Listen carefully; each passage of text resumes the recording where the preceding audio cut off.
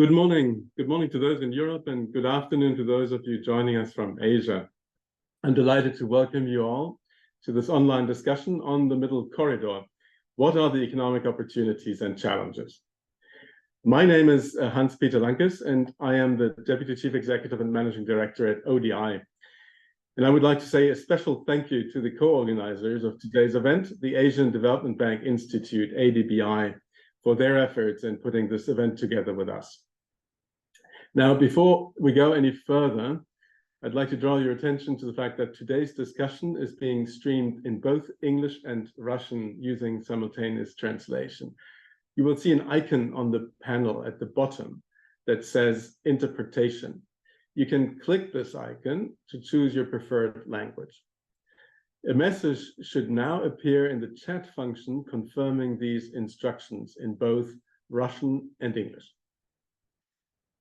So today's discussion comes at an important time. The Middle Corridor, also known as the Trans-Caspian International Transport Route, is a multilateral institutional development linking the containerized rail freight transport networks of China and the European Union through Central Asia, the Caucasus, Turkey, and Eastern Europe. The Middle Corridor is the shortest route from China's Pacific coast to Europe, and its significance has been rising in the last few years. The appeal of this Middle Corridor is growing, but a variety of operational obstacles will have to be removed in order to realize its potential and the long-term benefits for participating nations. So it is crucial, and that's what our meeting will focus on today, to analyze the economic costs and opportunities associated with overcoming the infrastructure challenges along the route. So there is a lot of potential, but the economics matter, and that's what we're going to be focusing on today.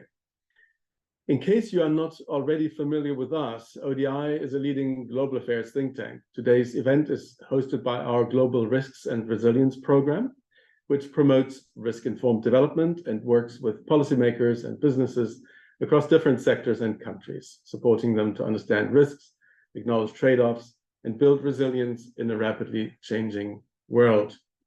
So thanks for bearing with me for that little bit of product placement here. And now I'm delighted that we have such an excellent group of speakers here with us today to discuss these pressing issues. Unfortunately, Dean Tetsushi Sonobe, the CEO of ADBI, who was going to provide opening remarks, had to pull out at the last minute due to illness. And the same is true for Guljan Argenbayeva, who was also going to be with us from Kazakhstan, and she had to pull out. So we end up having a bit more time on the panel, time for questions and answers, but it is unfortunate that they are not going to be with us and sharing their expertise. Now, let's go to two presentations first to start our session. And for that, let me introduce Idil Bilgic Alpaslan, who is an Associate Director in the Strategy and Delivery Department at the European Bank for Reconstruction and Development, the EBRD. Idil is an economist with 15 years of experience in macroeconomic policy, development economics, and private sector development. And she recently led a study on sustainable transport connections between Europe and Central Asia, which was published in June 2023, so very timely. Idil will present the findings of the study in her presentation. Now, Idil, over to you, please. Thank you very much, Hans. So I'm very delighted to be here today and have the opportunity to present the results to the audience. Let me quickly share my screen, and then we'll be able to start, hopefully. So if you can just let me know if you see the screen. So yes. Thank you. So as Hans said, the EBRD has led a study which was funded by the European Union throughout 2021 and 2022 in order to identify the most sustainable transport connections between Europe and Central Asia. Of course, the landscape has changed a lot between when we started the project and when we ended it. So the significance of the Middle Corridor or the Trans-Caspian Transport Network has increased significantly. over the last 2 years, let's put it that way. So our study is indeed quite timely, and it's been very well received by the private sector, by the public authorities across Central Asia, but also in Caucasus and Europe as well. So as guided by ODI, I'd like to focus the 4 main discussion topics here today. One of them is, of course, the opportunities that are presented by the Middle Corridor and what happens if we develop it further. The second one is the challenges. What are the barriers against the development or materialization of all these opportunities? The third one is the economic costs of infrastructure development. What are the actual costs that we are looking at? And then, of course, the last question relates to how can it be financed, all these costs, if you want to see a major development along the Middle Corridor. So our study has focused on Central Asia and what to do in Central Asia in order to support the development of the Middle Corridor or the Trans-Caspian transport network. So we haven't looked at or assessed Caucasus or Turkey as much in detail, but still, of course, we had a very good idea about the operating environment, because ultimately, if you develop a corridor, you have to look at the whole section in order to assess whether it will be functional or whether it will have good impact on the users. Having said that, I'm 100% sure everybody here in the audience has seen multiple maps of Middle Corridor. You see it goes through Kazakhstan and then all the way to Caucasus and Turkey or Black Sea. But if you look in detail into the Middle Corridor, there are 3 alternatives that can be assessed and that can be prioritized in terms of development. The first one is the northern alternative, which goes through northern Kazakhstan. And it starts from the Dostik border crossing point with China and then goes towards Aktau from the northern part of the country. The second alternative is the central network, central Trans-Caspian network, which goes through southern Kazakhstan and then again combines with northern Kazakh route around Shalkar-Beyneo and then continues to Aktau port on the Caspian Sea. And this one starts at Borgos, which is the most recent border crossing point and the most functional border crossing point with China. And then the third alternative that we are looking at within the Middle Corridor is the southern alternative, which is through Kyrgyzstan, Uzbekistan, Turkmenistan, and via Turkmenbashi port. It connects to the Baku port in Azerbaijan again. So when we are talking about Middle Corridor, of course, there are different alternatives, different variations. But if the countries need to focus their investments on sustainable connections, then they'll need to prioritize their investments along a route rather than ad hoc and spatial different investments. So as part of our assessment, we identified and compared all these 3 routes against each other. I'll come to this point again in a second. But regardless the route itself, of course, we know the Middle Corridor has multiple advantages vis-a-vis the alternative corridors, because it has a very strategic location, and actually it is politically and from a safety perspective more feasible these days. It provides direct access to Asia via the border crossing points. It provides direct access to economic centers in Central Asia as well. The existing network itself allows to access the economic centers in the region. Hence, it is possible to build upon the existing network as well. And of course, finally, it is a stable and sustainable alternative compared to the other routes. We believe if there'll be coordinated and joint action along the Middle Corridor, then the development of the Middle Corridor would offer benefits for everyone in the region. Not only one country, 2 countries, but everyone in the region. First of all, the stronger regional coordination between the 5 Central Asian countries as well as the other corridor countries would allow the establishment of a single corridor manager, which can provide services along the route in a more efficient manner. Of course, this needs to be accompanied by unified tariffs and procedures so that the users will be able to deal with a single operator or single stakeholder so that they'll have more predictability. The second benefit that we can expect from the development of the Middle Corridor is increased connectivity between the economic centers, which will actually have an impact on the lives of the people living in Central Asia. because ultimately the development of the middle corridor, the routes, the network itself, accompanied by the development of economic structures, would allow for higher regional and international value chain integration, which is extremely important for Central Asia, especially considering the current export structure of the region. And of course, it's going to provide more enhanced economic opportunities for the people in terms of employment and social access. The third benefit that we can foresee or envisage is the improved border crossing practices should the middle corridor develop with a regional perspective. It will lower the transaction costs and times that will benefit the people of the region, but also the users along the middle corridor, hence supporting prices or avoiding price increases who are using this, avoiding price increases for the users who are using this section, because we know that the logistics costs can be as high as 15% of the final sale price of a good. So if you think about the length of the middle corridor and how much efficiency gains we can achieve should the corridor develops further, then you can understand the impact of potential impact of lowering the transaction costs and times. And of course, user-friendly procedures would allow the users to shift their preferences towards this corridor that would ultimately increase the volumes and support investments further. Again, if regional coordinated action materializes between the countries and the stakeholders, then that would also allow for enhanced long-term planning, which is very much needed, considering the limited fiscal space and extremely high investment needs in the region from the infrastructure perspective. So this would support improved project prioritization, but at the same time, coordinated implementation on different sides of every border on the map.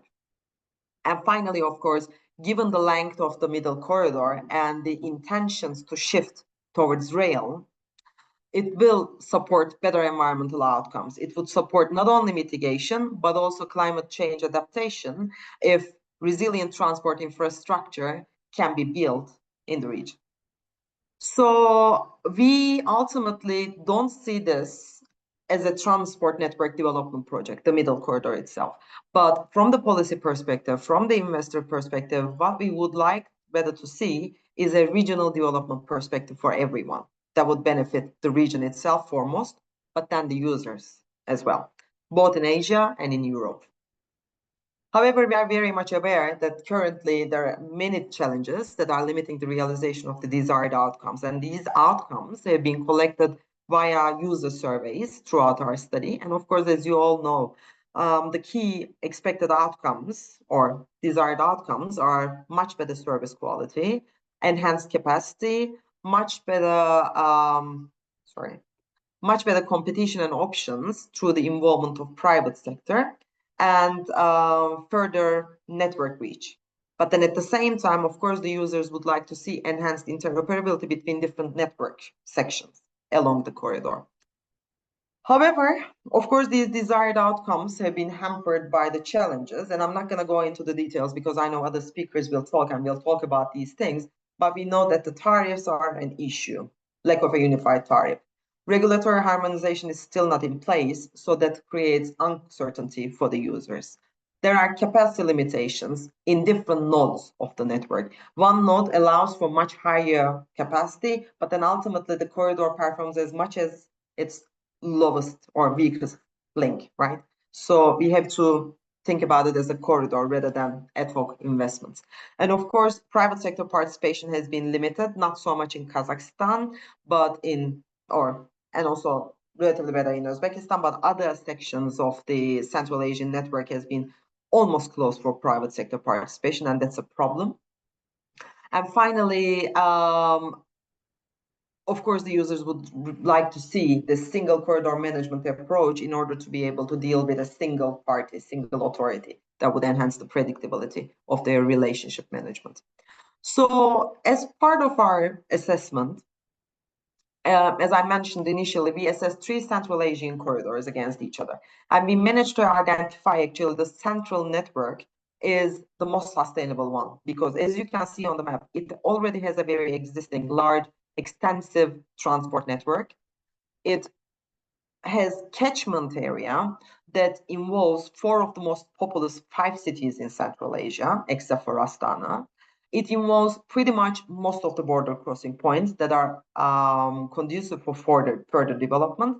And also there are multiple economic production centers within the catchment area of this central network. So the gray area you see, the dark gray area you see here is the 300-kilometer catchment area from the main Kazakh network, and then the light gray one is the 600 catchment area on towards north and south of this South Kazakhstan area. So if we think about the middle corridor or like the central Trans-Caspian network as a infrastructure asset development program with a regional approach, then we can't only develop a single line, but if we manage to also improve the cross-border links and manage to connect other Central Asian connections, integrate all of them together, then we'll be able to see very good economic outcomes for the whole region, including these economic centers actually. But of course, we know that in Central Asia only, additional investments of 18.5 billion euros is needed to materialize the 33 or 32 priority investment needs that have been identified. We looked at more than 170 investment projects that are potentially possible in the region, and we prioritize them as per sustainability criteria again. And in order to materialize these priority investment plans or investment projects, 18.5 billion euros is needed. But at the same time, it's not only hard infrastructure, as I mentioned.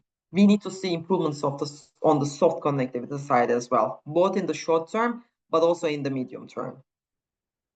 And these are the usual suspects. Again, I do believe during the Q&A session, we can go into the details of this, but of course they include digitalization, interoperability, enhanced PPP markets for enhanced private sector participation, trade facilitation, all sorts of these things. And there are very detailed assessments in the report. If anyone is interested, they can go check the report on both EU and EBRD web pages. But good thing is actually, if these improvements are materialized somewhat or realized, then we'll see very significant returns for the region. So this slide here, the left-hand side graph shows the business as usual scenario where we estimate the container traffic on the central Trans-Caspian network. So I know that in 2022, you must have seen that the middle corridor has carried 33,000 containers. You must have seen the news. But actually the 33 means some of them have gone through the southern Kazakh route, and the others went through the northern Kazakh route. So this 18,000 here, based on our assessments and interviews with the users, is the one that traveled through southern Kazakhstan route, which is the backbone of this central Trans-Caspian network. And if everything goes fine under the business as usual scenario, we expect that this central Trans-Caspian network would be able to carry 130,000 containers by 2040. This is the business as usual scenario. However, if all the improvements materialized, including the soft connectivity measures, then we would be able to see 865,000 containers on the central Trans-Caspian route. So this is a 7-fold increase compared to the business as usual scenario. So it shows the sheer size of the potential impact that we are talking. And of course, the benefits would be mostly to the Central Asian countries because they will be benefiting from the revenues that all these trains will be developing, the trucks will be traveling within the region so that they'll be receiving fees and tariffs through access charges. But then at the same time, not only the central Trans-Caspian route, but also, of course, the northern Trans-Caspian route and the southern Trans-Caspian route would also benefit from this increased opportunities. So ultimately, for middle corridor, we are looking at 1.4 million containers by 2040, if all these improvements materialize, which is almost equal to the northern corridors traffic in 2021, 2022. But of course, now we have to come back to the financing because we are talking about a huge amount of investment needs here. So who's going to finance? currently the scope of bankable investment projects in the region is quite narrow, as we all know. That's why the IFIs are heavily involved. That's why most of the projects are sovereign funded. And given the limited bankability opportunities in the region, we expect most of the projects to be financed by the governments, if any. However, even now, there are promising sectors for private sector participation, and we know that the European investors are quite interested, not only European, but also Asian investors are quite interested in investing in ports and fleet expansion and warehousing facilities, which are more about like the logistics sector. But still, they would need guidance and clarity and predictability from the government. So even if they come, they would still look at the government in terms of enhanced soft connectivity measures. But of course, if the freight traffic, the economic activity in Central Asia itself, and the transport volumes along the Eurasian network increases, then we would expect to see more private sector participation in the region. But we have to be realistic. Currently, we are looking at more sovereign financing, and governments will need to take some action if they would like to bring private sector to the region for their investments. So I'm just gonna, hopefully I didn't exceed my time too much, but that's pretty much it. And I think we can discuss more during the Q&A session. Thank you. Thank you very much. Can you hear me? Oh, you're on. Okay. Thanks. That was a very interesting, very comprehensive presentation. So what I take from it is that there's definitely very significant potential to increase the value of this route. There will have to be a need for coordination. There's a need for policy adjustments. There's a need for capital, but the capital could potentially have very high returns. So it's a matter of, in the end, the political will and the decisions and the coordination that would be able to unlock these returns.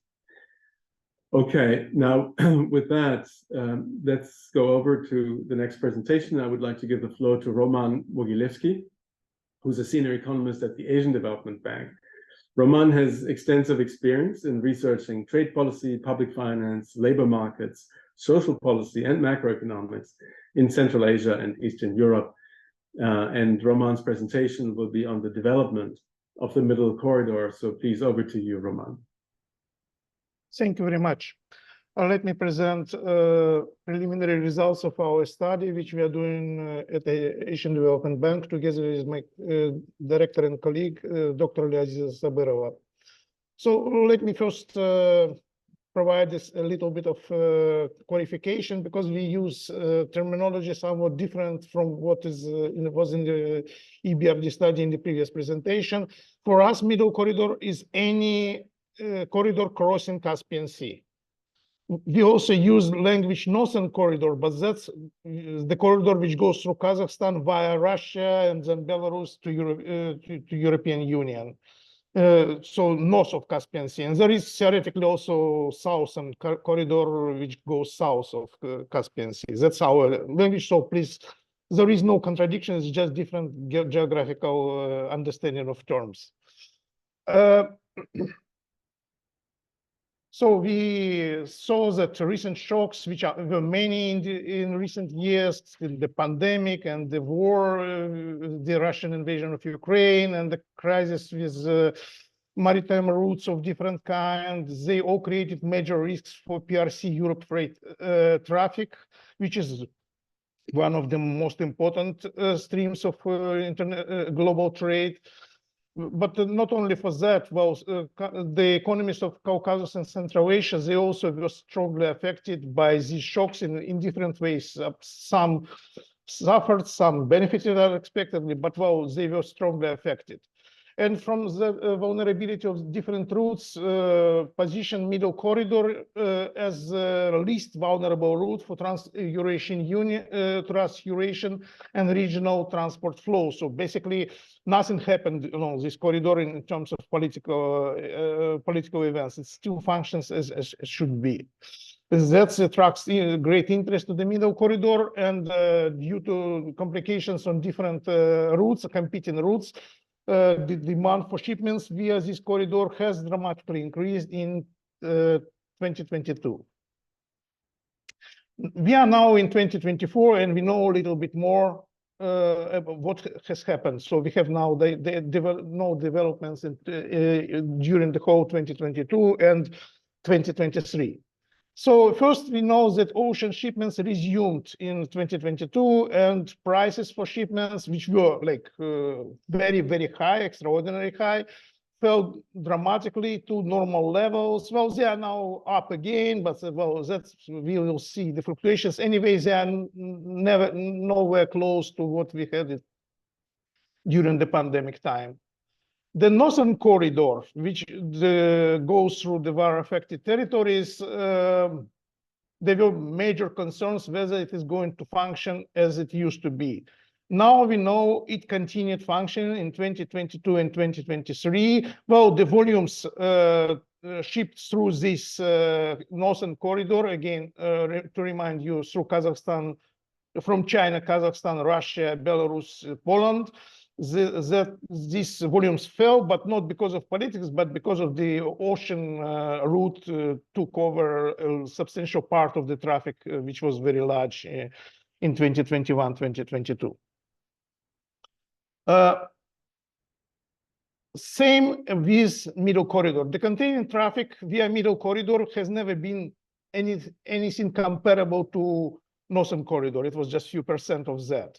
And it also fell in 2023. You can, well, that's a small font, I have to admit, but if you look at the second graph on the right, and your yellow section is container traffic at Aktau port, which is a key port in the middle corridor. You can see how small it is in 2023 compared to 2024, no, 22, sorry. So yes, it also contracted significantly. There were major worries, which again increased interest to the middle corridor regarding functioning of the Caspian Pipeline Consortium, which is the main way for Kazakhstan to export its crude oil through pipeline to Russian port of Novorossiysk and then via tankers to everywhere. It still continues to function. Well, there were interruptions, worrisome, but well, so far it works. Another possible factor which affects performance of the middle corridor is the subsidies provided by PRC government to users of the railway route to Europe. Those subsidies are very significant, but government of China declared the medium-term intention to cut or fully eliminate them. They are still in place. But if they will be cut, then economics of middle corridor and also northern corridor may change dramatically, just for that reason. Also, when we talk about middle corridor, sometimes we think only movement from in western direction, from China, from Central Asia, from Caucasus to Europe. Well, actually, we have quite a flow of goods in opposite direction from Europe and from Western partners who trade, well, whose goods arrive in Georgian ports in the eastern direction. And we know that there was huge flow of re-exported goods to Russia, which are channeled through countries of Caucasus and Central Asia, and a significant portion of those re-exports go through the middle corridor. So middle corridor serves not only exports of countries of our region, but also imports. Recently, there were several studies on middle corridor, which were published or prepared by different international organizations, by EBRD, which we just heard, very interesting study, very important study, World Bank, Organization for Economic Cooperation and Development, Asian Development Bank Institute is preparing a compendium of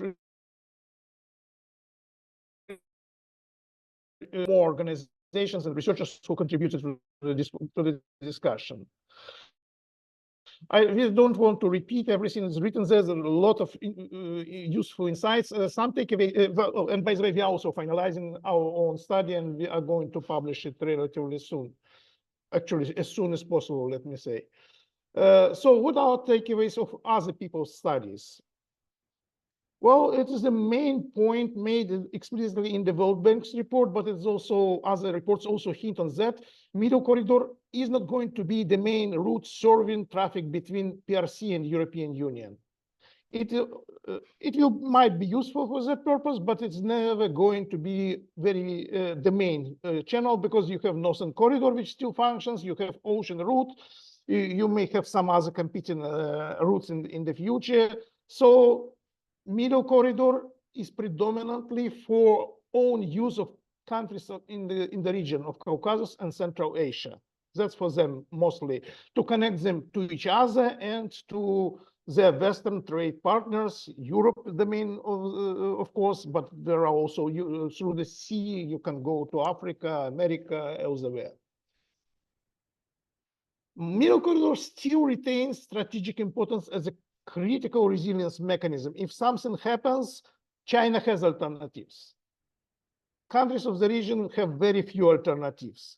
So for them, Middle Corridor is really something which is under their control, and that's the only, well, sufficient reason to care much about development of this corridor. As mentioned already, and World Bank documented that transportation costs and times for shipments via Middle Corridor are really high, much longer times, much more costly to ship goods in containers and non-containerized goods through the Middle Corridor so far. So it is really a challenge to bring this cost down, to make this corridor competitive. To make this happen, you need the large infrastructure investments, but also you need major improvements in trade facilitation and logistics along the Middle Corridor on different segments, actually on all segments. And as was mentioned, that everybody stresses that, and we are happy to repeat that, regional cooperation is key for Middle Corridor development, because, well, that's multi-country facility. As we position Middle Corridor as serving the trade of Caucasus and Central Asia, first and foremost, let's have a quick look on this trade. First of all, the mutual trade, the intra-regional trade, is small. You can see that the left-hand side graph, but it's just a few percentage points from the total of the total trade. But their non-energy trade is not that small, and also has pretty sustainable upwards trend. Also, this trade is good because it provides countries of the region with better international value chain participation roles than trade with other partners. So they sell to the world, for the outside world, basically raw materials, and import finished products. To each other, in the trade to each other, you have much more rich picture. They sell processed products and they import intermediary products, for example, from each other. So it's really, you have some still small number, but at least some emergent value chains inside the region. You can see the second graph, which provides some illustration for that. Then, that's a bit strong point, but let me make it. Energy trade, energy exports of countries of the region require pipelines to fully serve exports of oil from Kazakhstan, or from gas from Turkmenistan, or for Azerbaijan, same. You need pipelines. Railways or vessels on Caspian Sea may be useful for some needs, for some flows, but they don't provide no full-scale alternative. If something happens with existing pipelines, well, then the Caspian Sea, Trans-Caspian Sea is no replacement.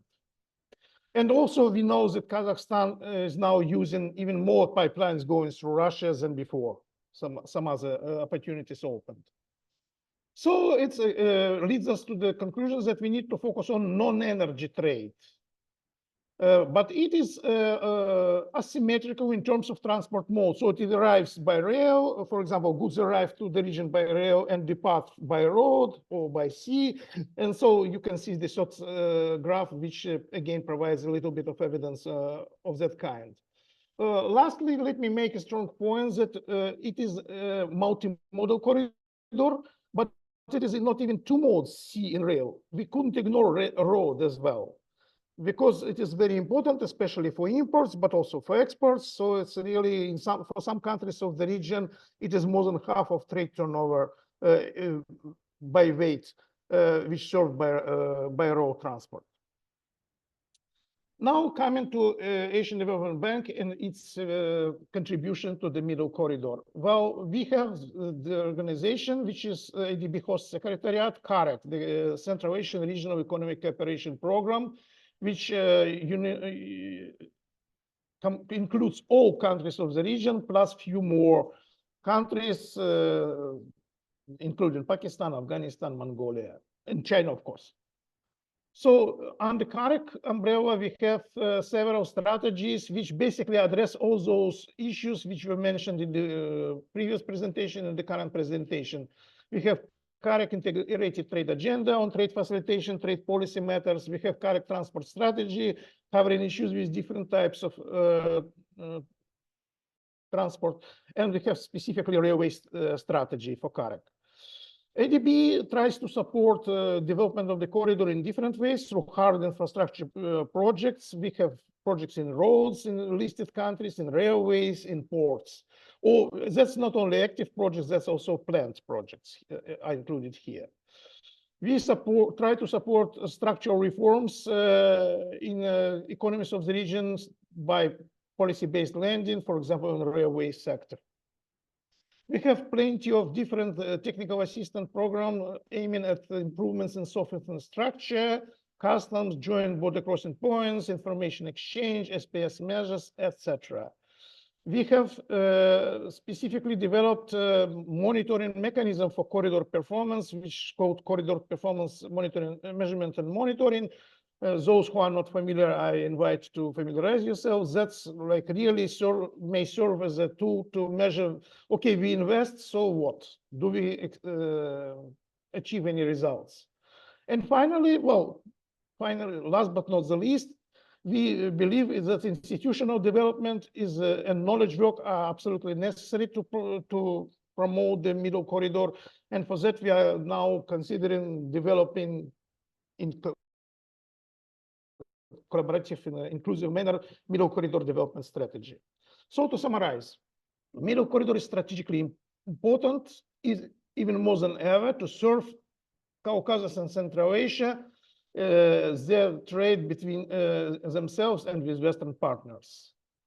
It may also have a role in serving long-haul transcontinental transit between Europe and PRC. It is a multimodal route combining railroad and sea.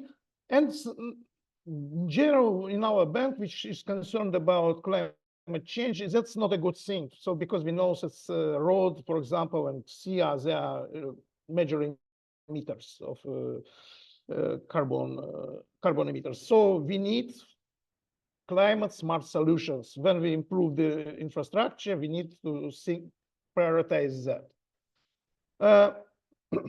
We need to work hard to reduce costs, transport and transit costs. And we might,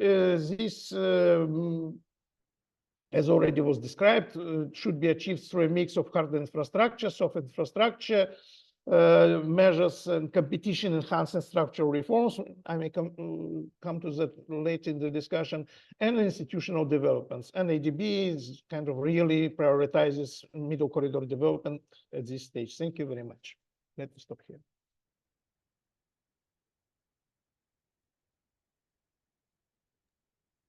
Thank you, Roman.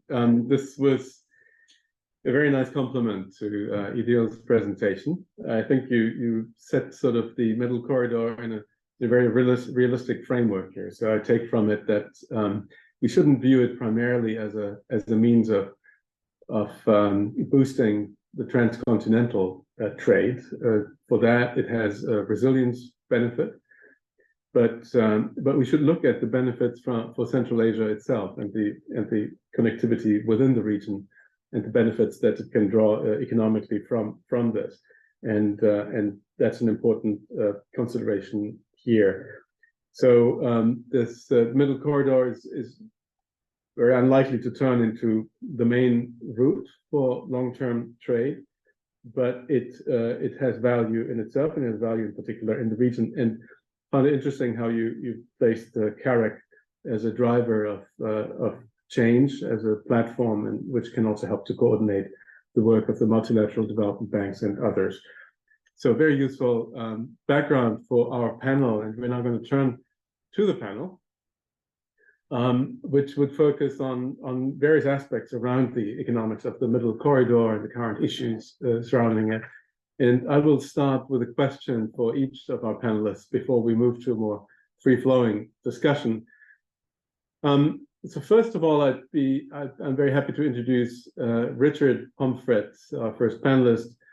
Richard is Senior Adjunct Professor at the Johns Hopkins School of Advanced International Studies in Bologna, in Italy.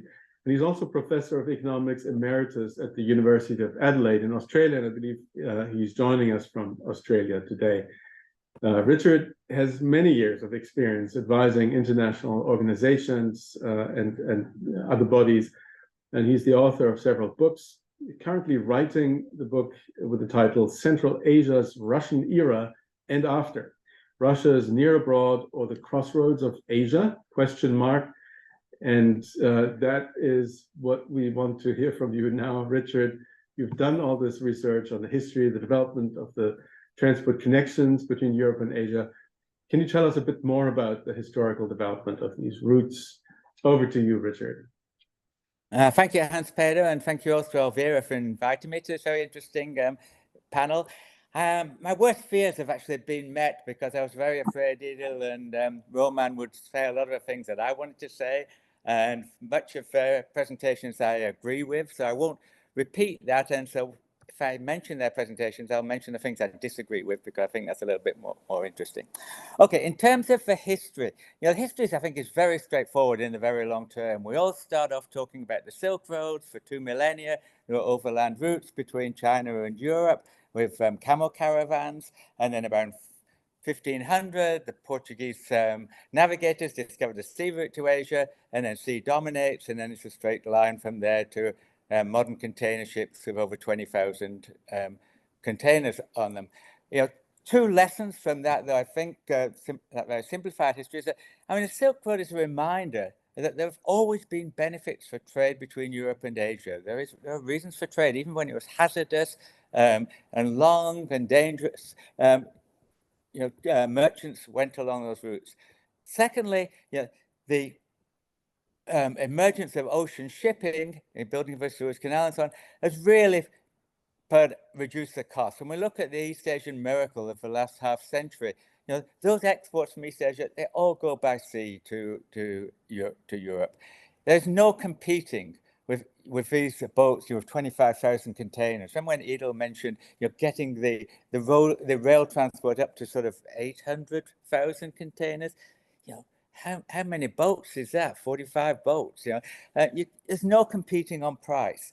So how did these rail land bridges develop? Well, they developed in the 2000s, initially by the German car companies looking for ways to get components to their assembly plants in China. They were willing to pay more for faster delivery and reliable on-time delivery. We're talking about global value chains. These are the important characteristics. So they chartered trains. This is flat truck wagons that would carry containers full of components that were valuable enough to pay a premium to get them there on time. These are few and far between. The second stimulus was the decision by the Chinese government to try to encourage more activities in central China, or Western China as they called it, to move the locus of activity away from the East Coast. They encouraged factories in Chongqing, in Sichuan province. And these factories were built by companies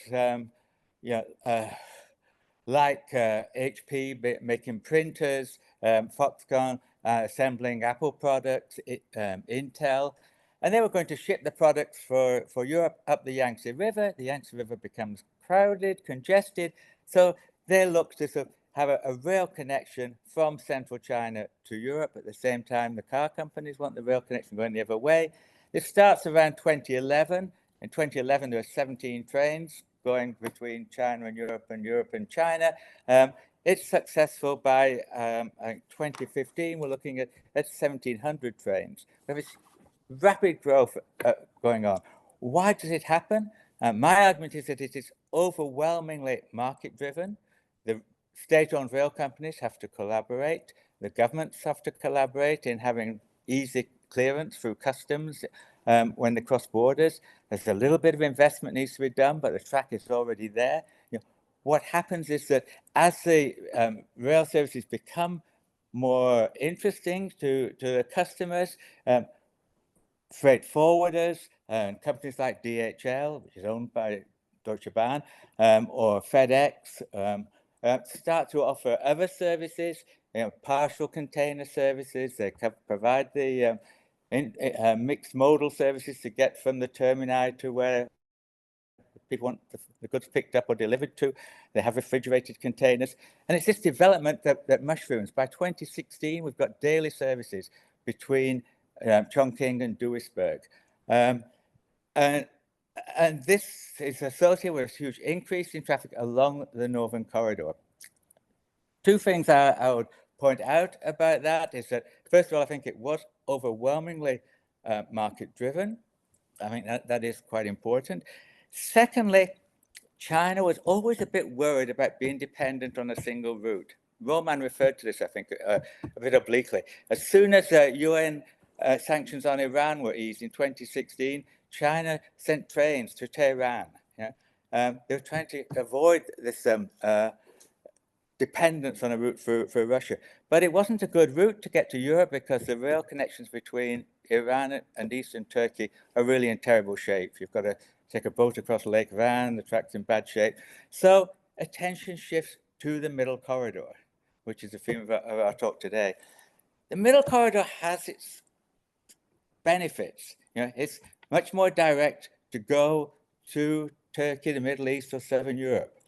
It has its problem. You have to go across the Caspian Sea. So you've got to put the containers on a boat that goes across the Caspian Sea.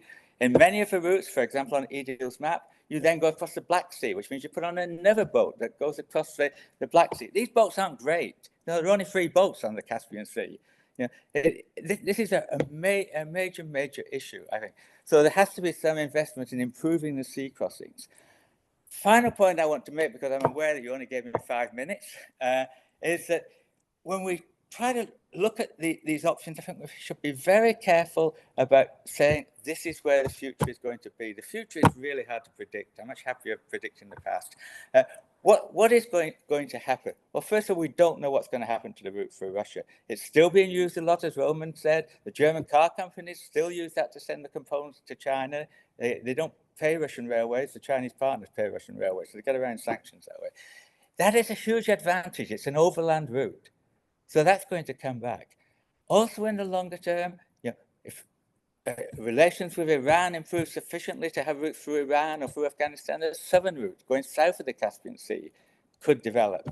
When we look at what China is doing, their major new investment program is to connect Kashgar in Western China through Roman's home country of Kyrgyz Republic to Uzbekistan.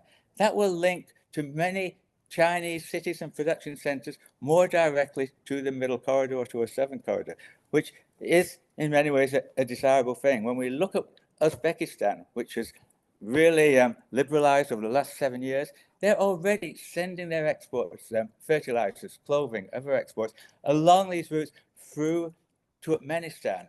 All the maps we've seen so far have got things going through the ports of Kazakhstan. Turkmenistan is a pain in the neck at the moment, but if they start to liberalize, that is a shorter route across the Caspian. So a big warning about saying this has to be the exact route in future.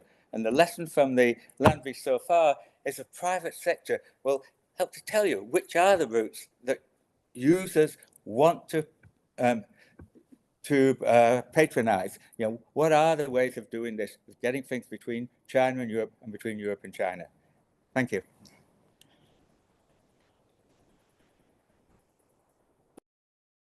Thank you very much, Richard. That was great.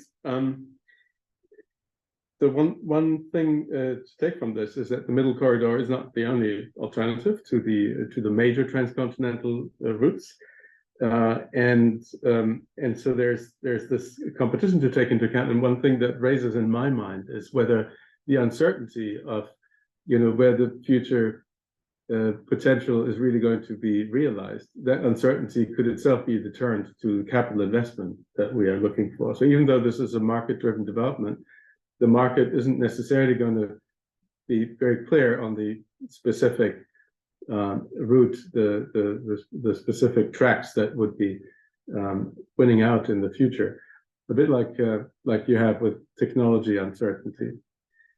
So with that, I want to turn to our next panelist. And our next panelist is Radka Menishova, who is the head of the project department at the Chartered Institute of Logistics and Transport in Central Asia, where she focuses on international projects aimed at enhancing trade connectivity in Central Asia. So smack on our topic here today. My question to Radka is, what are the challenges that you see to the development of the middle corridor? And specifically, are there any challenges experienced by freight companies on this route? Thank you very much. Thank you, everyone. It's an honor to be here among such a leading experts. And yes, as Mr. Ponkert said, my expectations, basically, Mr. Rahman and Ms. Itil has already have given an overview, but more globally, more like the perspectives were on a sort of global way analysis. As per me, yes, I would like to mention, I guess, to come more about what actually forwarders experience as an institute and working with international donor projects. We have done an anonymous questionnaire among the Central Asian freight forwarders who actually used or used to use or still planning to use the middle corridor and asked their concerns. So one of the biggest challenges from their perspective was the hidden costs. However, and that there is also infrastructure, as has been mentioned a lot. And if to go more into details, we've been discussing that there is an infrastructure constraint, but specifically for Central Asian freight forwarders, it was the vessel unreliability, because the Caspian ships only move when there's enough cargoes from Aktau. That obviously leads to the cargoes being held up, and also railway capacities. We all already know that there is a limitation to that, and transloading. And because this Caspian or this multimodal, that's basically one biggest challenge for freight forwarders, because obviously it's in their interest to move faster their cargoes, but because there is a transloading and there is a difficulties, as was stated by the World Bank, administrative basically difficulties as well.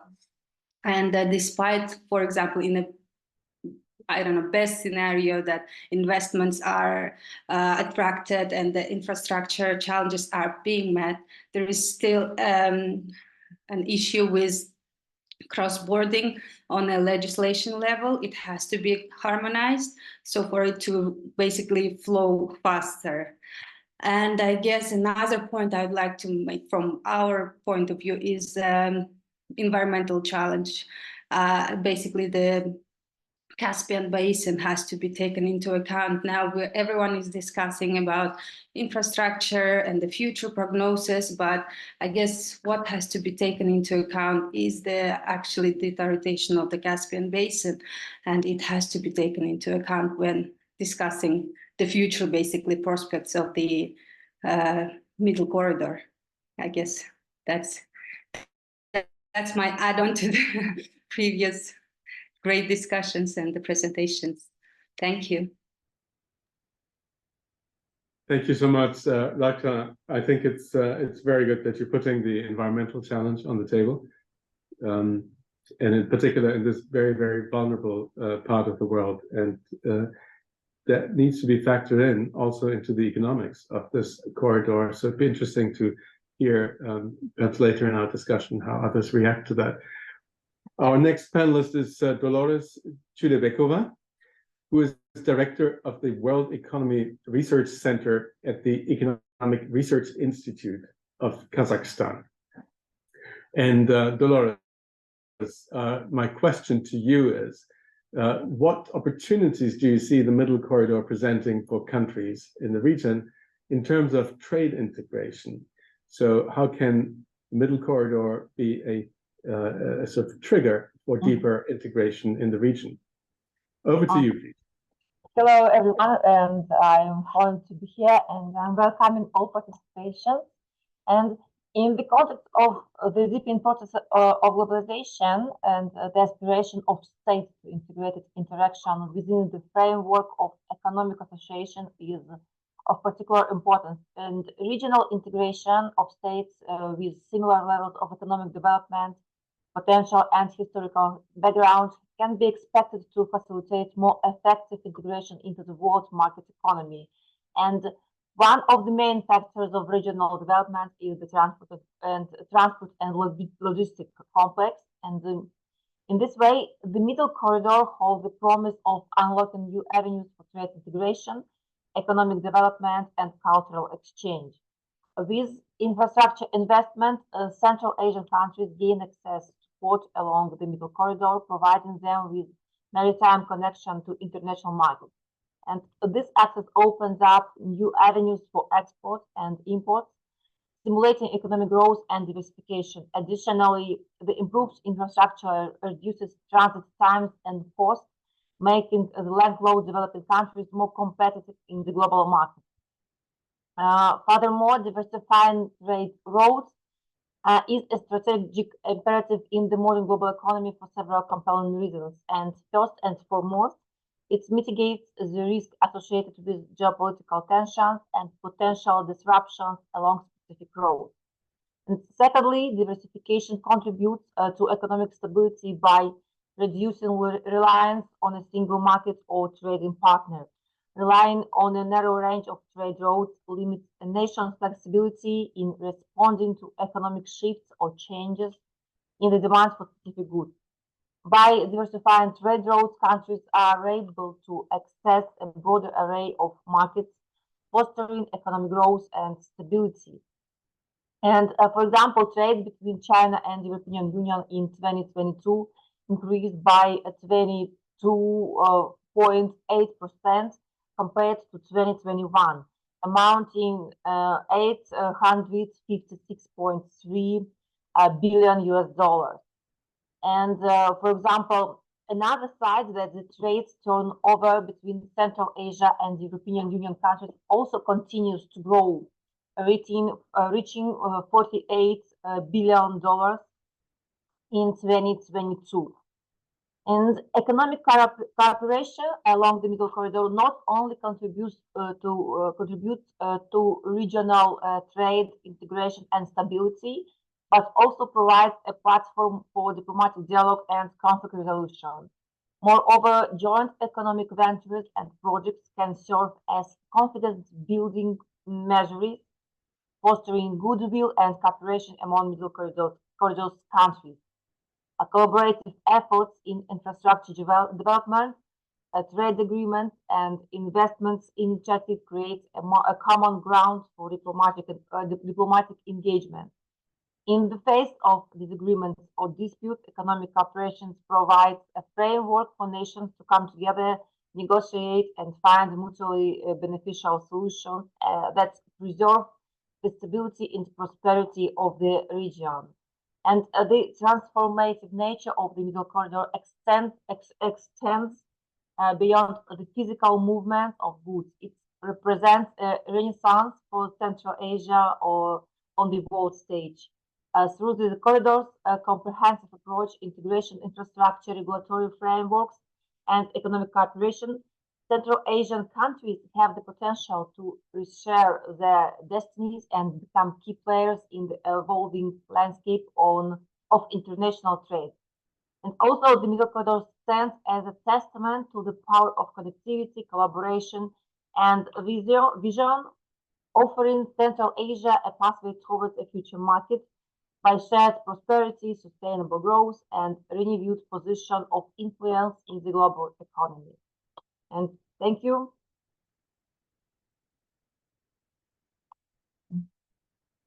Thank you very much, Dolores. I think that's a very interesting way of looking at the Middle Corridor, as essentially by establishing improved external competitiveness, it also makes it possible for the internal comparative advantages in Central Asia to play out.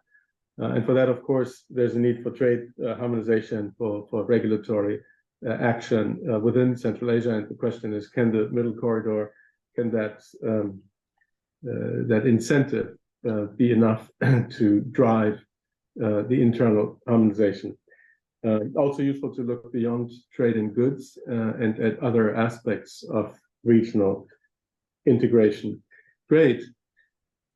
Now, turning to our next panelist, and would like to introduce Dina Ashgalieva, who's a senior research fellow at ADBI. Dina is a co-organizer of today's event and has many years of experience of working as an economist. Her current research focuses on energy policy. So my question to Dina is, you have researched the impact of the corridor on the participating countries. Can you tell us about the spillover effects of the Middle Corridor on participating economies, sort of complementing what we've heard from Dolores just now? Please go ahead, Dina. Thank you very much, Hans-Peter. Especially you pronounce my last name so well. That was not expected. I usually don't expect such. Thank you so much. So it was great to speak after all these fantastic speakers with 2 reports from EBRD and ADB presented. So we at ADBI, we produced a book on Trans-Caspian Corridor, which is another name of the Middle Corridor, in 2021 first. And I think it was the first book on this topic. It was before the COVID, before the war, so attention to this topic was not so high. But then after the war started, the attention to the topic became so high, and I got many questions about this corridor. And also, as Roman said, several reports by big organizations were published: EBRD, ADB, OECD, World Bank, and more to come as well. So there is a great attention. Actually, I'm very happy. I'm myself from Central Asia. I'm very happy to such attention. The region faced usually facing this problem with attracting investments in transport. Why? Because the region is very, very low population density. Like probably you know, we have vast territories, huge territories. So it means you need to invest a lot in infrastructure because huge territories, vast distances, while population density is very small. So it's very hard to get enough of local demand, right? So for example, you can see my background picture. I'm right now in Tokyo.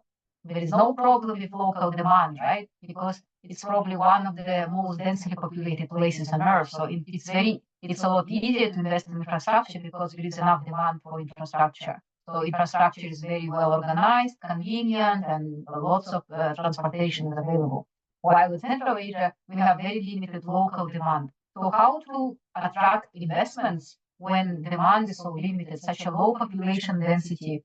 Also, so one of the ways to do that is to use this Middle Corridor, the transport corridors, which allows not only domestic demand, but also international demand. So if international countries, the countries nearby from the region can use this road, these facilities, then demand is greater. So that's easier to attract investments. And I agree with you. So from this book, we actually published a few years ago, we came to the same results, which are very similar to Roman and Adil's saying.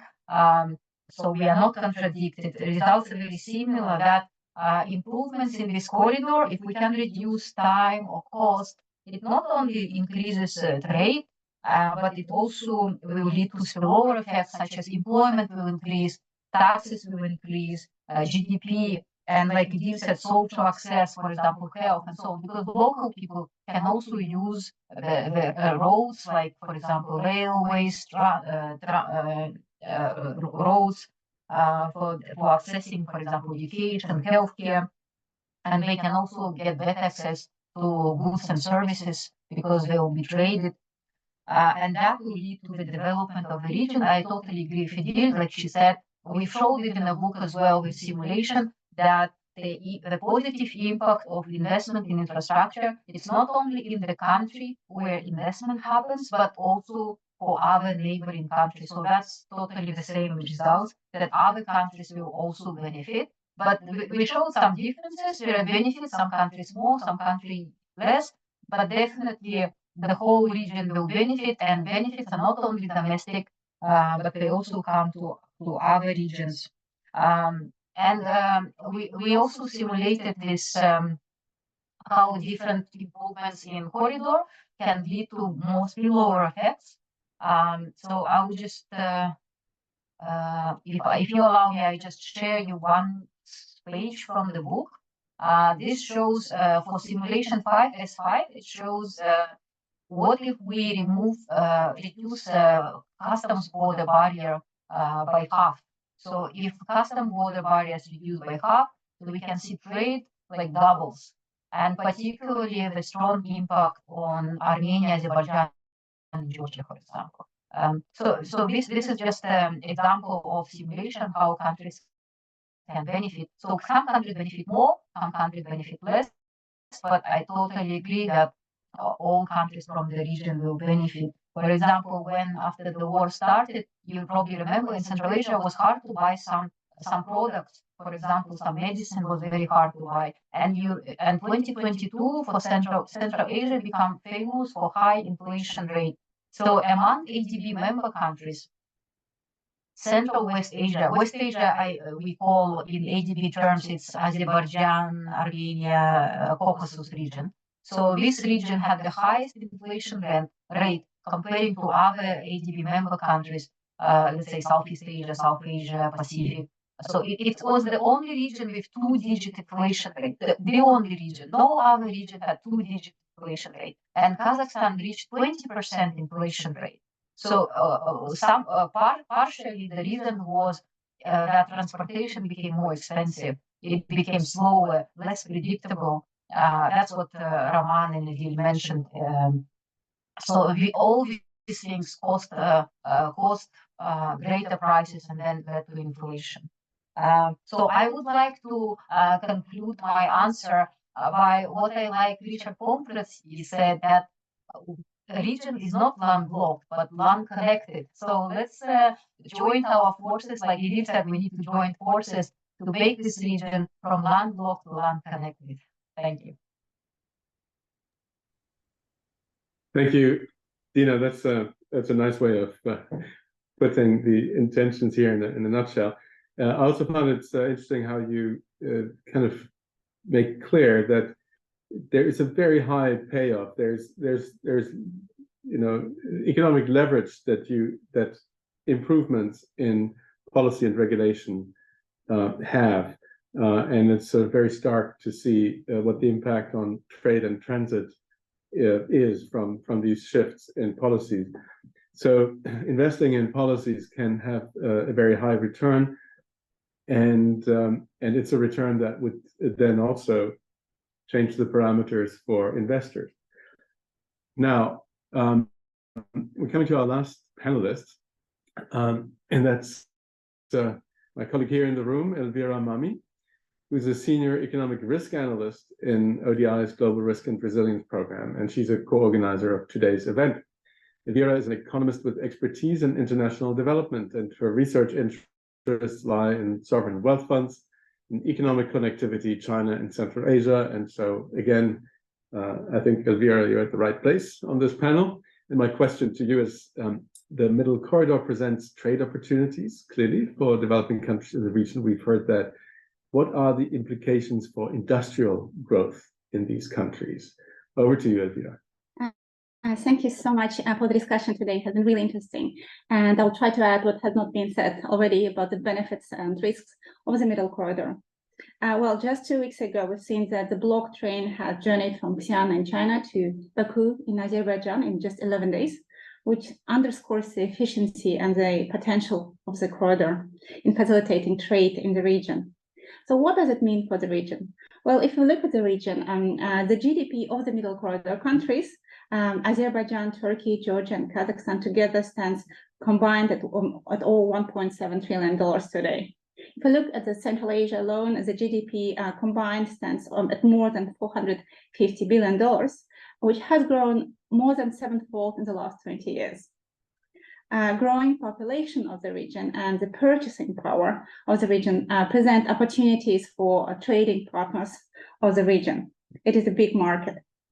Secondly, the traffic along the Middle Corridor can be roughly, as previous presenters have discussed, can be divided into two categories, which is the transit trade between China and Europe, which has been quite elastic to shift from the Northern Corridor, and as others have mentioned, to the Middle Corridor after geopolitical shocks of the last few years. And also there is the trade and the traffic between the participating countries, which comprises mostly of raw materials, grains, and fertilizers. Export structures of participating countries, as we know, are concentrated in commodity exports. We have oil-rich Azerbaijan and Kazakhstan. Well, of course, improved connectivity will expand the opportunities in trade in more goods and services between the countries. But I'd like to mention one thing. However, it will also reduce the cost of importing goods to the region, which may have various effects and may have negative impact on the domestic producers if their goods are less competitive than the imports.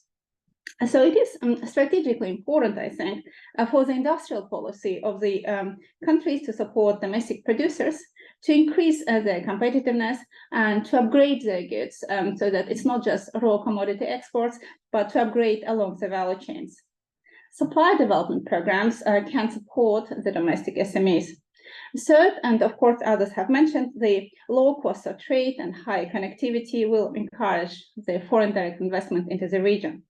The benefits would be maximized through encouraging linkages to the local SMEs and supporting local labor as well as technology transfers. And fourth is the question of financing. And I think Idil had discussed this already. How will the infrastructure be financed? Do we expect government external debt to rise? Which will mean that the participating countries will bear the responsibility of repayments over the next many years. Will it be the burden of the taxpayer?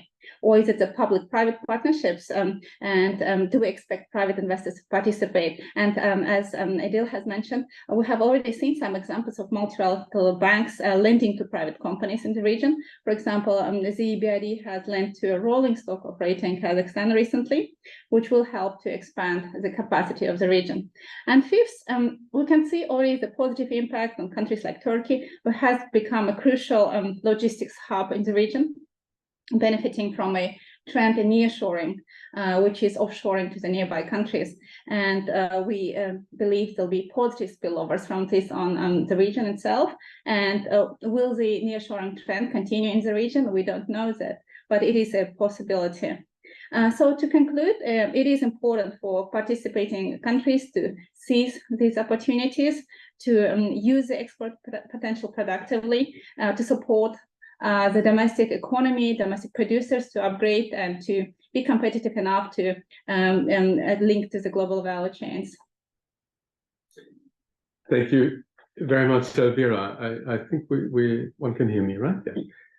So that was great, and I take it, Vera, you're basically optimistic about the Middle Corridor, and there's some evidence to back that up. There's some challenges, but the solutions are relatively clear. And so in principle, this is a package. What you're saying is that, you know, if the decision makers get together and they realize this and just move forward with it, we can realize the potential of this region. So this is, I think, something that we ought to look at a little bit more. And I'm going to ask the panel before we turn it over to the other participants here. By the way, let me remind you that you can submit questions for the panel or for individual panelists through the Q&A function. So, but let me first use my prerogative as chair to dig a little bit deeper into the various views that we've heard. And I would like to turn perhaps first to Roman. Roman, so you hear this somewhat optimistic view, which I believe you share from your perspective.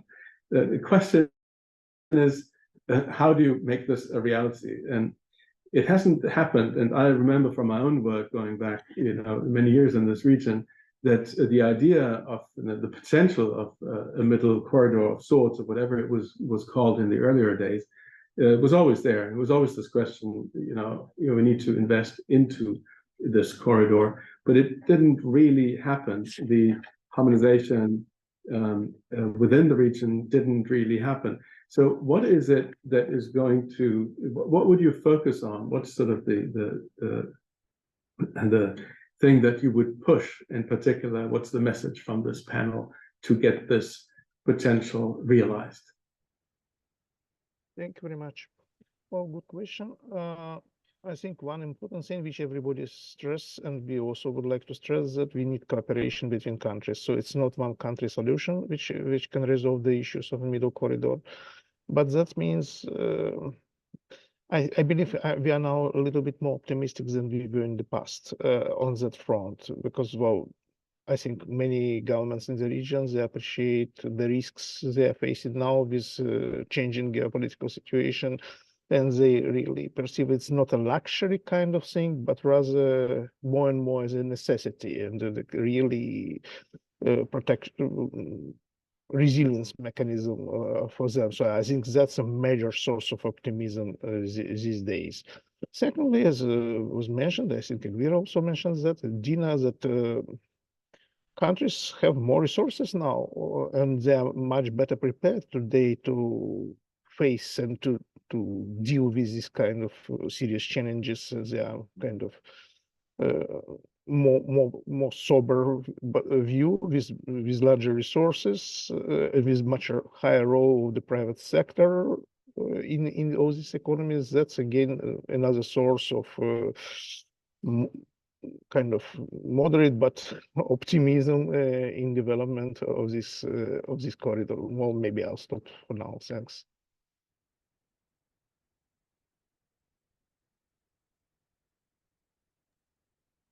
The optimistic case. Can you hear me now? Oh, I'm sorry, you couldn't hear me first. So I was just saying, thanks. It was very helpful to bolster the optimistic case. Can I ask Richard? I know that you prefer to predict the past and the future, but if we just pin you down right now, and you look at these various elements that we've heard about on this panel, the economics, the politics, the questions of regional harmonization, the uncertainty that you yourself brought into play with the alternatives, what is it that's going to happen? So 10 years from now, do you see this corridor happening, and why will it have happened in your view? Okay, thanks. Just to go back to talk about the past, I would say one thing you said, the middle corridor hasn't happened. Clearly it didn't happen with Trans-Caspian back in the 90s. But I disagree with Dina that her book in 2021 didn't have much interest. I thought it had a lot of interest because the middle corridor was already operating then, maybe only 5% of the total trade, right? But what I think it showed was that alternatives are good. If you were trading between China and Turkey or Southern Europe, it was good to have that option and not have to go north through Russia and Belarus. So I think alternatives are good. I think what we will see looking forward is that there will be alternatives. The middle corridor will flourish. How much it flourishes depends on the competition. How you asked me to predict the end of the Russia-Ukraine war. I'm not sure where that's heading. How much is going on the northern corridor? I think we also need to think about how much the other obvious route geographically is to go south of the Caspian through Iran. How much that can become feasible doesn't look so good from the perspective of 2024. But if you're talking, 10 years in the future, that to me is an obvious link between China and the Middle East and Southern Europe. So I think what we'll see are the spread of alternatives, and the middle corridor will certainly be one of those. but I think there needs to be some flexibility. I think one of the problems you have with the modal change, though, is the sea transport across the Caspian, and particularly across the Black Sea, is obviously slower than rail, and it's also more uncertain. You have storms in the Caspian. You know, trains, you can predict the arrival date, which is important for global value chains. You're getting components coming in. You want them to arrive on Tuesday at 4 o'clock. And that's been a big advantage of the land bridge. So, yeah, I think electric rail is clearly environmentally and for lots of reasons, that's the way of the future. Which exact routes will be, I'm not sure. The middle corridor will be one of them, and I'm expecting it to flourish. It depends a lot on all of the states along the route, as we see in the Northern Corridor. If Russia becomes a bit uncertain, that disrupts things. What happens in Turkmenistan, to me, is a big question. Yeah, is it going to become more part of Central Asia, more cooperative? In which case, Turkmenbashi is probably a more useful port than Aktau that we're all talking about now, or will Turkmenistan remain the kind of semi-leper state that it was under Niyazov and the first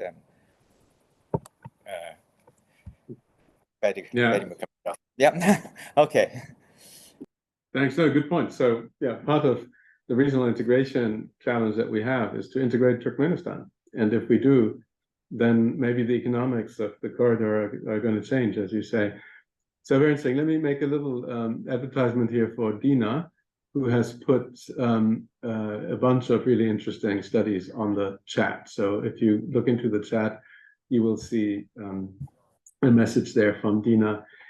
And my last panel here is my last question as chair to the panel would be to Idil. And Idil, could you just comment on the costs of capital? In the end, that is going to play a big role. The cost of capital is high. We've heard this from you. We've heard this from others on this. But how are the EBRD, how are the other multilateral development banks going to be able to lower that cost of capital to deal with the uncertainty which is priced into this capital? And that would probably be quite a powerful push to the middle corridor if you could achieve that. Can you just comment on that? Thank you, Hans. So basically, that's a very, very good question, which everybody is trying to figure out, I believe. The IFIs would be willing to provide capital as long as the projects are found to be feasible. And I believe most of the audience would understand what this means. So one thing is project feasibility here, but the second point is also demand. The IFIs, financing institutions, do not provide loans or guarantees or credits on their own. That demand has to come from the governments. And of course, we know that the needs are huge, needs are endless, because if you just assess the development agendas, development plans of all the countries, you can see there are like long lists of projects that are named there. But of course, it's not possible to finance everything. So maybe the first thing to focus here is project prioritization. What is needed and what will bring higher economic rate of return compared to its alternatives. So it's very important, and that cannot be all the time done by the IFIs on behalf of the countries. So the countries need to develop their own skills to identify and prioritize projects. So having said that, we've been, of course, like everybody else, we've been in discussions with the governments and of course with the other IFIs. And I do believe by the end of this month, the public will have a better understanding of where the IFIs are standing in terms of financing these kind of investments, because there is the Global Gateway Investors Forum in Brussels next week, and I believe a lot of people are aware of it already. So potentially there may be some announcements on the expected amount of IFI financing for these kind of investments, especially in Central Asia. So that may definitely help closing the gap that has been already identified. In terms of like different financing models, of course, it's subject to the project nature. So it's impossible to give an answer, a blanket answer that would apply to all the projects in the region, because some of these projects have higher costs due to obvious reasons, and it's almost impossible to lower the costs for certain projects. So those things need to be assessed on a case-by-case basis. So unfortunately, I'm not able to say anything in terms of pricing or like financing models, because these are project specific. Maybe Roman may have an idea from the ADB side here, but what I know is like next week's Global Gateway Investors Forum is a space to watch in terms of understanding how much the whole financing world, or like development financing world, would be able to chip in should certain measures are in place. So, but of course, we know that the needs are endless. The needs are huge, and it would benefit if we could see more private sector participation, and that requires a lot of market reforms, unfortunately. That could be supported by the IFIs, because we all are strong in market making mechanisms and providing support to governments. And that would ultimately, not in the shortest run, but in the medium term to long term, that would help closing the gap far faster.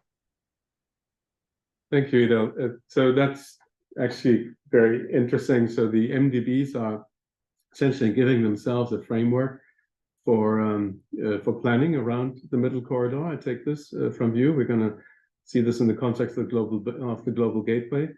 I wouldn't say it's a framework agreement between all the IFIs, but I think it's more of like goodwill representation around the forum to understand like who can do what, and to identify different strengths of different IFIs to support the developments in the upcoming years. Right. We also have CAREC, we have the Global Gateway, we have the Belt and Road Initiative, and then we have the countries themselves. And we have an interesting question from Antoinette Sala on the chat, on the Q&A here, asking what are the financial commitments of the participating countries to the middle corridor. And some countries have deep pockets. Kazakhstan has deep pockets. Azerbaijan has deep pockets. What is the status? And can these countries can co-financing arrangements between the countries themselves, the MDBs, you know, the EU Global Gateway, the Chinese BRI, can those come together to enable funding, the capital cost? I don't know who I should ask first, but perhaps Dina, you could take a shot at this one. Sorry, I think this question is very hard to answer. I haven't checked, but what I can say that government funding expenditure is really limited, and so it's important to think how to attract private investments and other funds, so not only rely on government expenditure. Because that's what I said, that when attracting investments in infrastructure in Central Asia is very hard, and because of this reliance on government expenditure, it's important to attract more other funds like private financing in order to meet them, because demand for infrastructure is huge. I remember several years ago, ADB did study how much what are investments needs in different regions, and the needs are huge, and infrastructure investments cannot be met only by public expenditure. But maybe someone else can answer better than me. Yeah, maybe Dolores, do you want to have a shot at this? The question of financial commitments of the participating countries? Financing, yeah. Actually, I want to add that in previous year we prepared some analysis for Eurasian Development Bank, and according to our results, it was logistic and transport logistical infrastructure sector. It was the most effectiveness and potential for good investments in our region, in the region of Central Asia. And that's why I think that Middle Corridor has this potential that it should be developed by investment from foreign countries, and also by potential participation whose goods will be transported by this way. And why I agree with Dina that it should be investment and maybe private sector. not only states. Thank you. Not only state, no, absolutely. So let me take another question here, and Timur Useyev is asking about the bottlenecks. So capacity bottlenecks in the ports, administrative bottlenecks. What are sort of the key bottlenecks that need to be tackled? And if one were to build a bit of a timeline of action here, what is it? What's the advice that we would be giving the countries of the region? Where to focus on? Where's the highest payoff? Is that something perhaps that Racha, you could take on? Yes, thank you. Thank you. Yes. Yes, we could look into, I guess, on the perspective, if we're talking about the economic development of the region,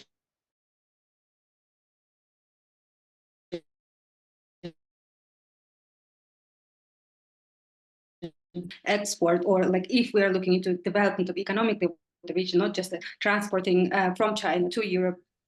And then there is an issue with, for example, grain, and there is a limited capacity of grain transportation and at the ports of Georgia. And this has to be looked into, I guess, one of the, one of the points where we need to look at. But overall, there is, I have prepared, I guess, 6 bottlenecks from the infrastructure. So 2 I think already mentioned. I will start again. It's a vessel unreliability, which I have mentioned, that just waiting for enough cargoes for vessels to operate at the Caspian Sea. Another is a railway capacity on the Caucasus section of the road. So at this point, to the best of my knowledge, it's only to the 15 million tons.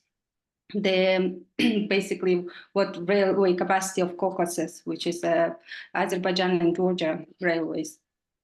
And there is also imbalanced traffic flow. So empty backhauls, high transport costs for container shipments. There's a larger volumes from the west-east direction, but lesser in the reverse direction, estimated to be 20% lesser, I guess. And the transloading results in a lower efficiency for the middle corridor, or TITR as we call it. Shipping lines who own the sea containers are reluctant to send the containerized cargoes to Central Asia due to the long time return. As such, most containers are unstaffed at Poti or Batumi, and then the goods are transloaded onto trains or trucks. So basically this increases obviously time and costs of the using TITR. And another is limited container yard capacity, which results in the need of moving containers to off-docks container yards outside the seaports. And because this physical capacity, basically space at the ports like Poti, does not have enough space for stacking the containers. And another one is the shortage of quality warehouse facilities where to save, basically.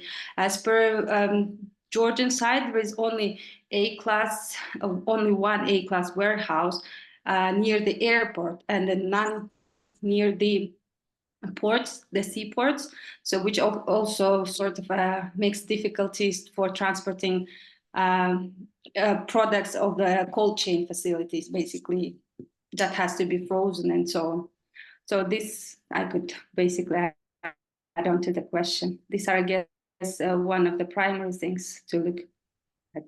Thank you very much, Racha. I think it's really interesting how much we actually know about what could make the middle corridor economically viable, what the actions are that need to be taken. So you see there's sort of an action plan that can be effectively costed, and where we can describe the returns, like in Dina Ashgaliyeva's presentation earlier, where you can associate returns to political action. And an action plan for the region, I think, would kind of emerges from this discussion. Be kind of interesting to see how this can get advanced. Now, there's this interesting question by Isa Tussar in our Q&A about the role of governance in the region, in enabling, and sort of effective governance in enabling the viability of the middle corridor. And I think it's closely linked to this question. If we know what needs to happen, we can price it. What's the role of governance in making it possible? Can I just throw this to the panel as a whole? Who would like to come in on that? Roman, please. Thank you. Governance has many facets, and let me mention one which is closer to my area of expertise, the macroeconomics. And this also links to our previous discussion about financing modalities.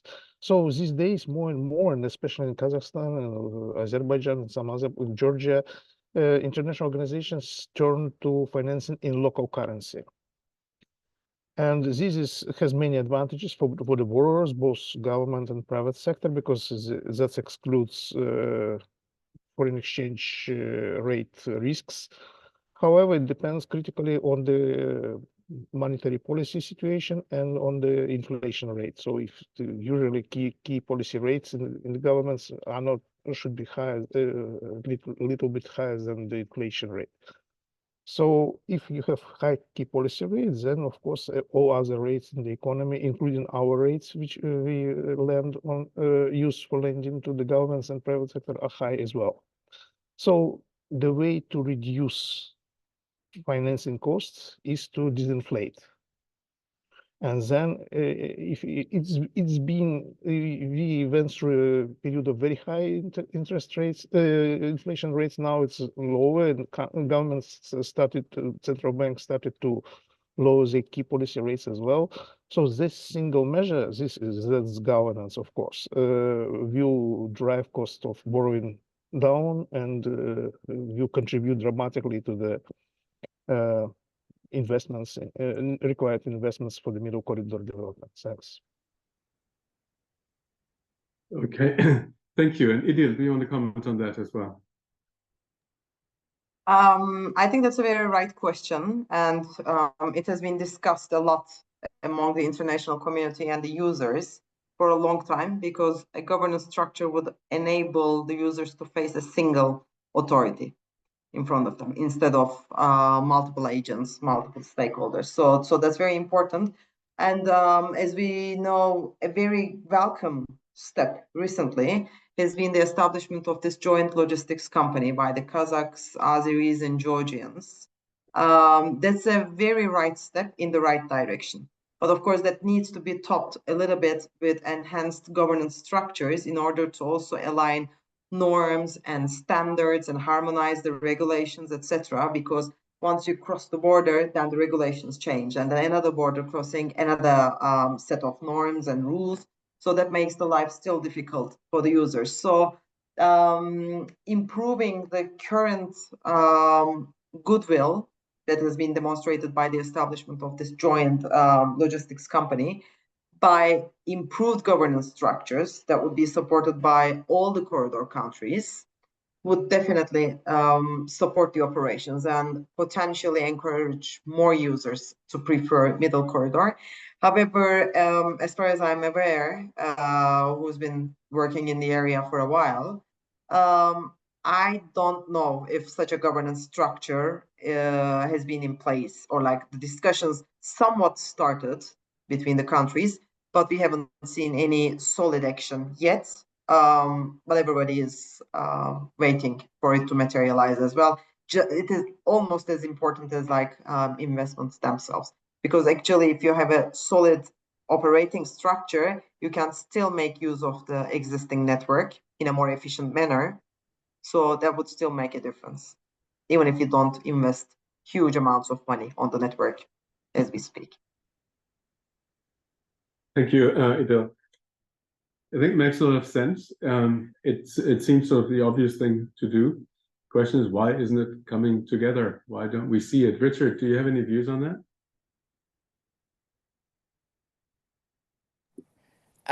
I think it is coming together, but it happens slowly. I think it's the main view. I think we should also emphasize some of the positive things about governance. And one of the problems in Central Asia has been corruption. And yeah, that was a real problem when a lot of things were traveling by truck and the police would stop people and take bribes. You know, these going by rail with containers, as long as you agree on the seals that go through the customs, I think that really is a way to reduce the problem of corruption. I think that it's also clearly an environmental improvement to have electric trains rather than the old trucks we used to see in Central Asia. So I think there are some positive things on a very large level. I'd also emphasize when somebody earlier talked about what we really want is to increase living standards, and that depends on domestic policies. That's really, really clear. But I think we should be aware of worrying about the imports becoming easier to get into the country. That's one of the benefits. When you talk to entrepreneurs who are trying to develop export industries, they want world-class inputs. They want the inputs. So imported inputs are actually a good thing.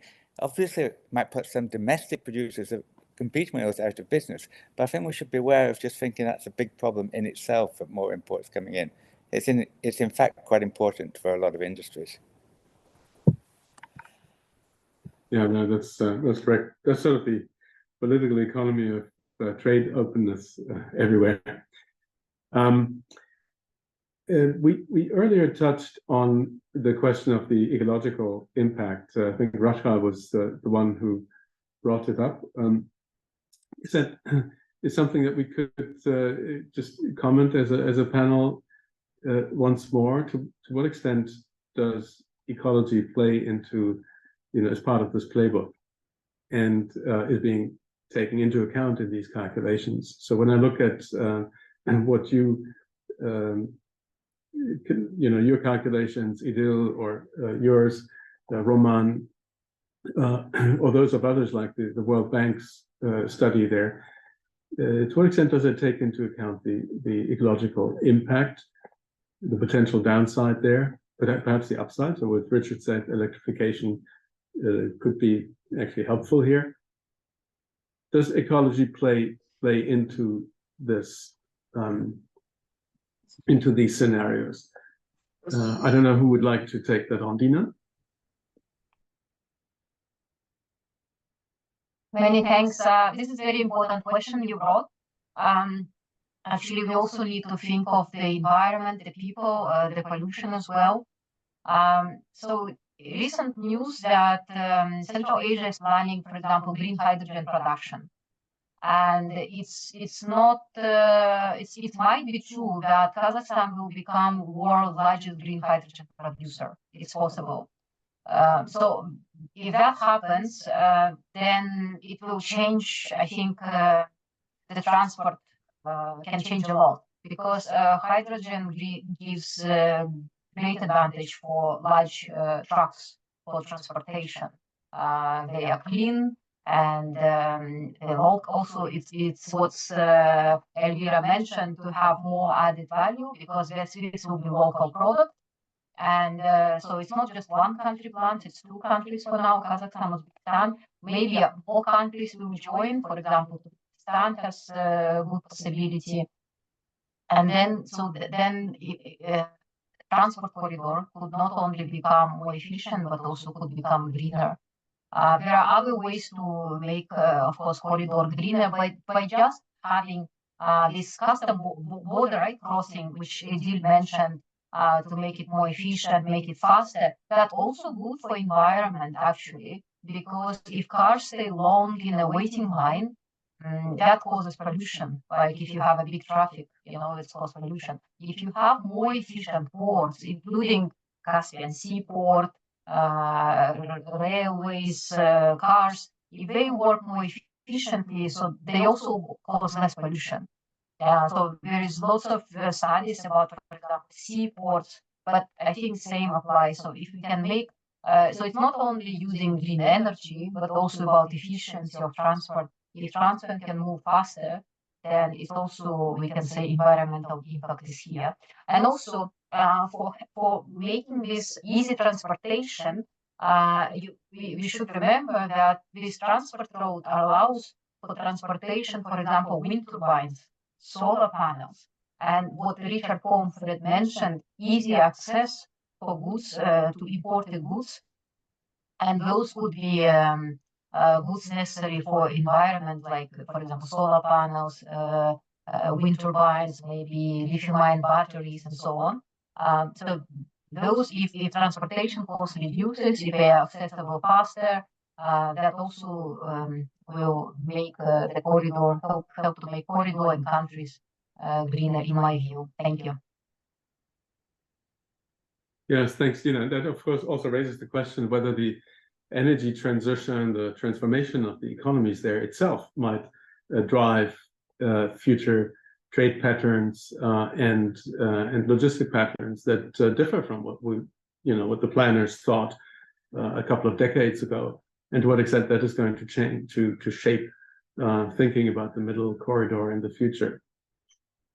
So all very interesting stuff. I wanted to ask panelists for like one last intervention. You each have 30 seconds to tell us all what you think the focus ought to be for the Central Asia, for the financiers, the MDBs, other players. What should be the focus in the coming 2-3 years in order to make the middle corridor happen, or better, I take it, it is happening, but to accelerate the middle corridor. So from all that you see that is possible or not possible, that has high payoffs or less high payoffs, what is it what's your message to the world? Can I start with you, Idil? Thank you, Hans. Given we are talking about short run, I think the key here is alignment of operational practices by the corridor countries. They need to come together and find shortcuts to enhance operational efficiency along the route before the window of opportunity closes for the middle corridor, so that they can utilize benefiting from their existing network. If they manage to align their structures and operations in ways that would support the users, I think that could still provide a good gain for the countries in the short run that they can build upon later. Great, thank you, Idil.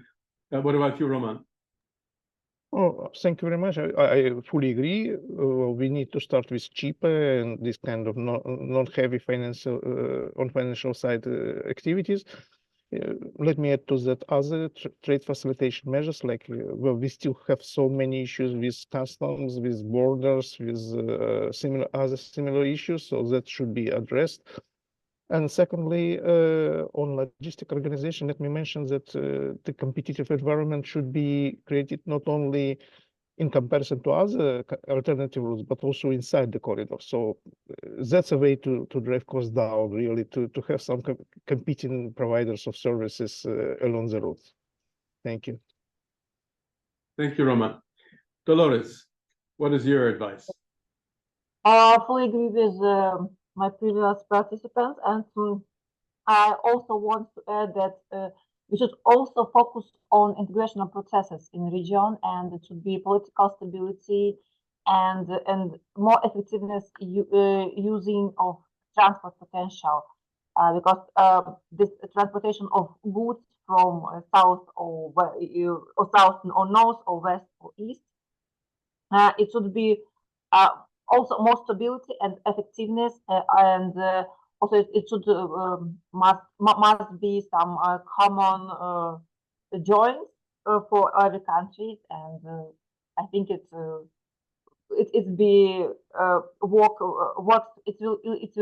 well, if I can say in this way. Thank you.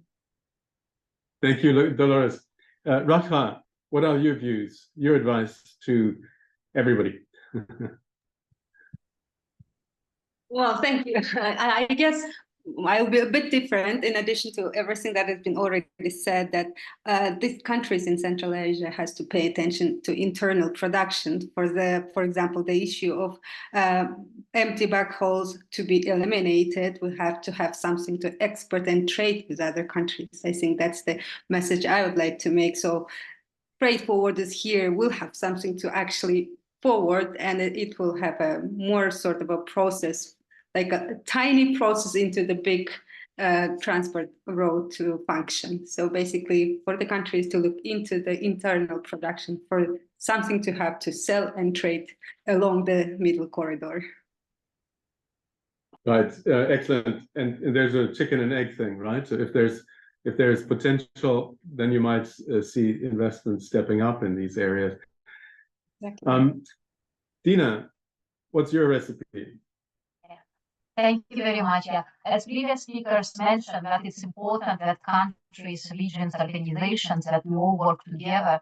So I would like to invite everyone. Then let's facilitate this coordinated work. For example, at ADB we have this CAREC program, and so I think it's important to help countries actually to give them this platform where they can join forces together and work together. Thank you. Thank you, Dina. And Richard, you have sort of the final word on the panel, your recipe, but could you also give us a sense of where research can make a contribution, or do we know everything already and it's just about the action at this point? Nobody knows everything. No, I agree very much with the comments that we've just heard. I mean, I agree with Radka that if the Central Asian countries do want to improve living standards and so on, which was the ultimate goal, that it really depends on domestic reforms to make it easier to do business, but also any new developments are going to have to be more export oriented. Domestic markets are too small, so trade facilitation matters, and that's where the corridors come in. Clear the soft infrastructure is really important, of regulatory cohesion and having regional coordination.